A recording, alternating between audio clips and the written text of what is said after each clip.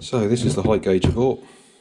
Like I say, it's going to help a lot with marking out the tubes and pipes that are coming up for the turbo manifold fabrication. So normally you just end up sort of measuring stuff with a vernier caliper or a digital caliper if you're lucky enough. These Mitutoyo ones nowadays are so cheap. I mean, everyone should really have one if you're going to be making this sort of stuff. But you can use a ruler, but the pain in the arse is sort of scribing the line. So you'll have, obviously you'll measure it up, you'll figure out what you want to take off.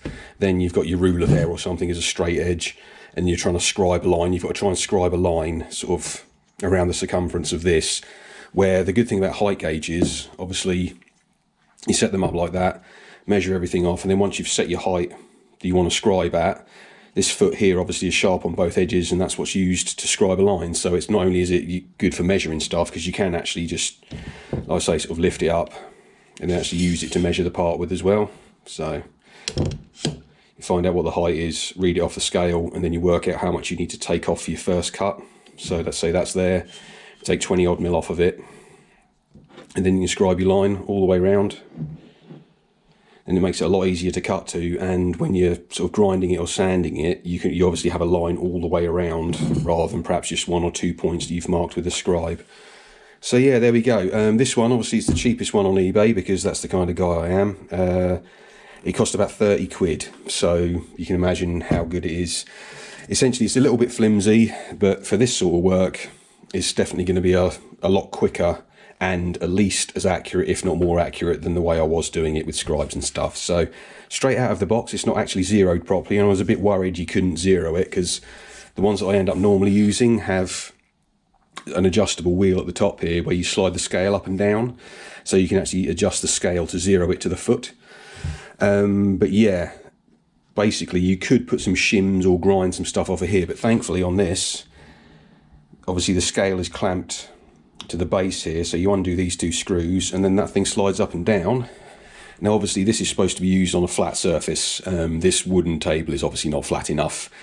Thankfully my welding table that I made is flat enough in the area I'm going to be using this. So in sort of a 150 or 6-inch area, it is flat enough to use, so that's fine. In the past I have used an offcut of granite worktop. You can buy like 1/2 metre square offcuts of granite, and they're obviously nice and flat and quite hard as well. So obviously it should be done on a surface table, but there's no way I'm going to be able to have the room or money to chuck a big chunk of metal surface table in here. So this is gonna do. So for example, once you've set your height, you lock it off here.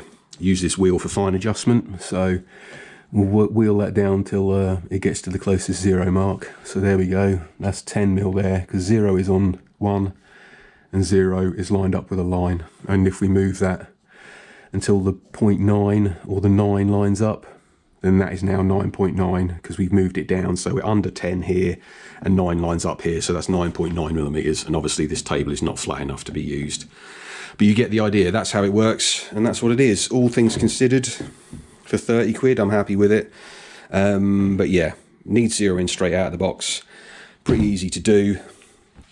And yeah, I'll sort that out, and then I'll do some scribe marks on this next one, and see how well she fares. 2 seconds. There we go, all sorted and zeroed now. What I did was I basically put this on a flat surface, read off of here how far we were off of actually being on 0, and I think mine was about sort of 0.4 out. And then on the bottom of this, obviously the scale sticks through the base, so I measured how far this was sticking through compared to that part of the base, and then obviously adjusted it by loosening off those 2 screws, sliding it up until it was at the correct dimension to put the scale back on 0. Locked it off, and now we're set on 0. So ready for a bit of scribing. So I'll measure up what I need off of this. I need the centre section here to be about 70 mil, 71 I think it is. So overall you're 114.7. So obviously you need to get that down to 70. So take 70 off of that, divide whatever's left by 2, or we can actually and then once we know what that is, we'll put that on there, read it off the scale.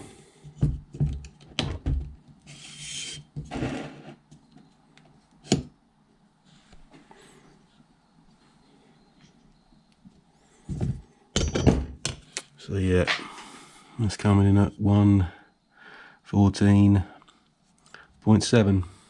Lines up exactly with the calipers. So yeah, obviously that's 100, 110, 1, 2, 3, 4. We're just over 4, not quite on 5. And you look here, 7 on the vernier scale lines up exactly with a line. Doesn't matter what line it lines up on, it's whatever one of these numbers lines up with any line completely, and that's the 7 there, so 114.7. So that's all good. So yeah, we'll do a bit of calculating, take whatever we need off of that, and then we can scribe all the way around our tube now. Here you go, all scribed up. So yeah, nice sharp line all the way around. And as long as you don't tilt your thing, I tilted this one a bit, which is why it's kind of, I tilted that one a bit, which is why it's kind of got like a double scratch on it. But if you look at these ones, you see they're spot on all the way around, and obviously the right height, no messing about. You know it's right, you know it's accurate, and it takes you half the time. Some people are using an angle grinder, and I'll be using a big chop saw to cut through mine, that's sure enough, but mine bends off at a funny angle anyway sometimes. So there we go, that's all good.